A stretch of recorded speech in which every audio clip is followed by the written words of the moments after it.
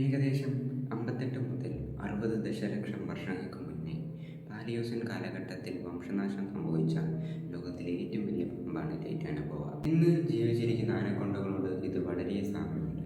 എന്നാൽ വലുപ്പത്തിൽ ഇവയേക്കാൾ വലുതായിരുന്നു ടൈറ്റാനോബോവ. ഒരു ശരാശരി ടൈറ്റാനോബോവയ്ക്ക് 42.7 അടി 13 മീറ്റർ വരെ നീളമുണ്ടായതായി കണക്കാക്കപ്പെടുന്നു.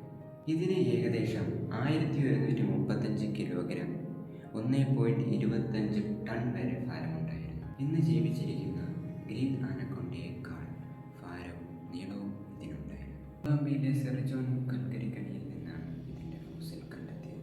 ഇത് ജീവിച്ചിരുന്ന കാലഘട്ടത്തിൽ ഈ പ്രദേശം ആദ്യത്തെ ഉഷ്ണമേഖല മഴക്കാടായിരുന്നു. ഇന്നത്തെ ആനക്കൊണ്ടകളെ പോലെ ടൈറ്റാനോബോവ കൂടുതൽ വെള്ളത്തിലായിരുന്നു കഴിഞ്ഞിരുന്നത്.